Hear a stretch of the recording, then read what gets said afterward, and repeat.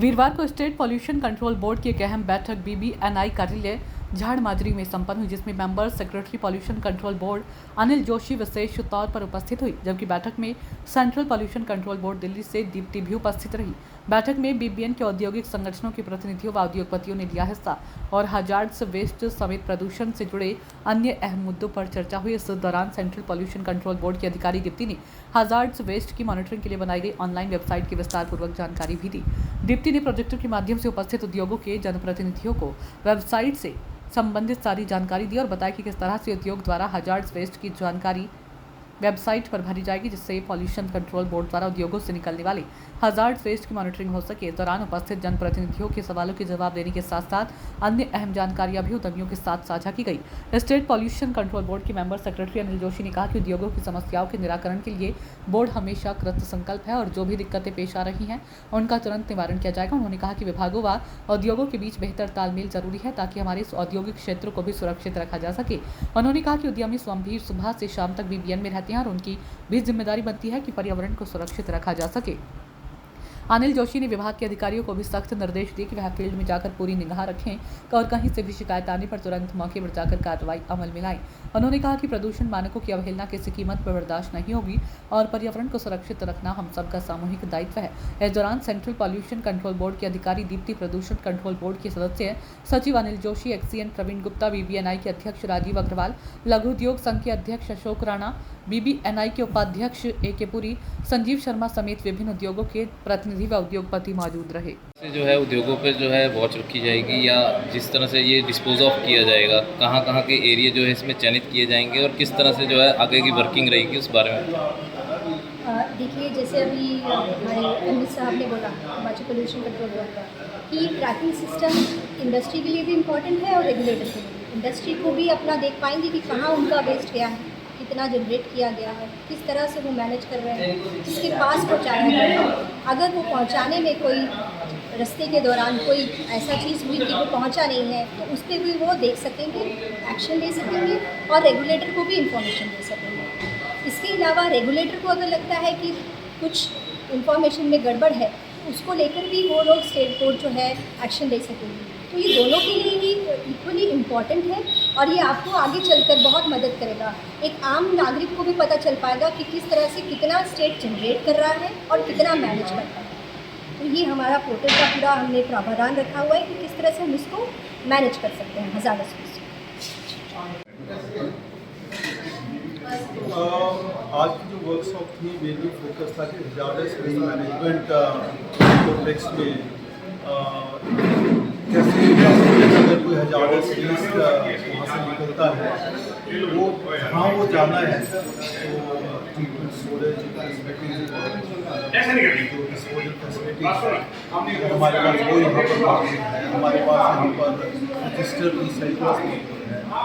अगर वो जा रहा है वहाँ पर तो बेसिकली आइडिया था कि सीपीसी ने एक पोर्टल डिज़ाइन किया है, इसमें इसके ऊपर ट्रैक रखा जाना है कि हाउ टू ट्रैक है। कुछ इंडस्ट्री से ज़्यादा से जो है तो ऑथराइज ठिकानों पर जा रहा है वो उसकी जो है उसके ऊपर ट्रैक रखा है। तो ये ऑनलाइन सिस्टम है, इसमें लोगों की डिमांड थी कि इसके बारे में थोड़ा कैसे इसको हैंडल करना है। तो हमारे हमारे पास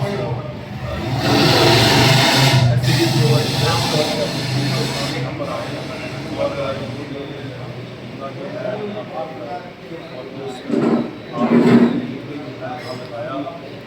एक्सप्लेन करने में इस मॉडल के बारे में और इम्पोर्टेंस ऑफ हजार्डस वेस्ट के बारे में इसमें ध्यान में लगाया।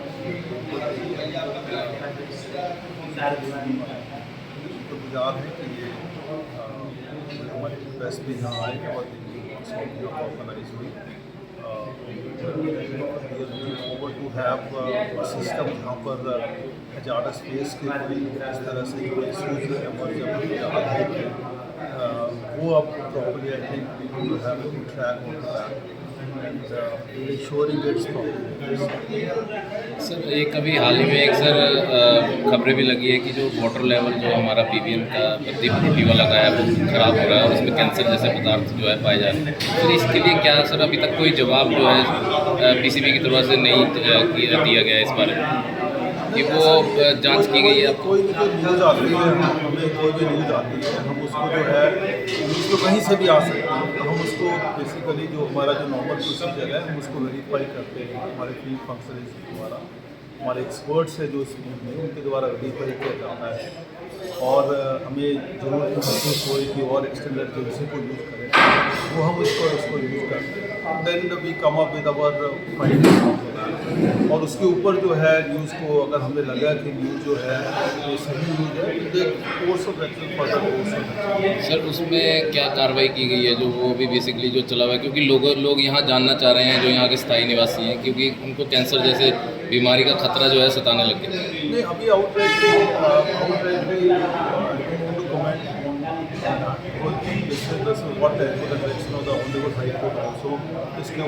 इसके ऊपर इन्वेस्टिगेशन फर्दर जो हमने करी अपने लेवल पे और डिफरेंट एजेंसी जो इसके साथ जुड़ी हुई है and we already submitted report before the honourable high court. Sir उस खबर में भी एजेंसी का हवाला दिया गया है कि उन एजेंसीज ने जो है उसको जांचा है और उसके बाद ही ये रिपोर्ट पब्लिश की गई है। वो basically report is from the IIT के माध्यम से रिपोर्ट सबमिट हुई थी, आईआईटी मंडी के माध्यम से रिपोर्ट सबमिट हुई थी। तो उन्होंने अपनी कुछ बातें उसके ऊपर रखी थी, they conveyed the concern on such issue और वेरेज जो पोल्यूशन कंट्रोल बोर्ड के अपने फॉर जो हमारे इंटरनल जो ऑब्जर्वेशंस रहती है बेस्ड ऑन रेगुलर सैम्पलिंग वो शायद उसमें कुछ डिफरेंट इशूज़ एमर्ज होकर आ रहे थे। तो अकॉर्डिंगली हमने फर्दर उसको जो है जो हमने ऑब्जर्वेशन थी उसको और वेरीफाई करने के लिए हमने फर्दर जो है ग्राउंड वाटर अथॉरिटी इनके माध्यम से जो है जो रेलिवेंट रिपोर्ट्स थी ओवर द लास्ट 2 ईयर्स तो हमने कलेक्ट करी और वी प्लेस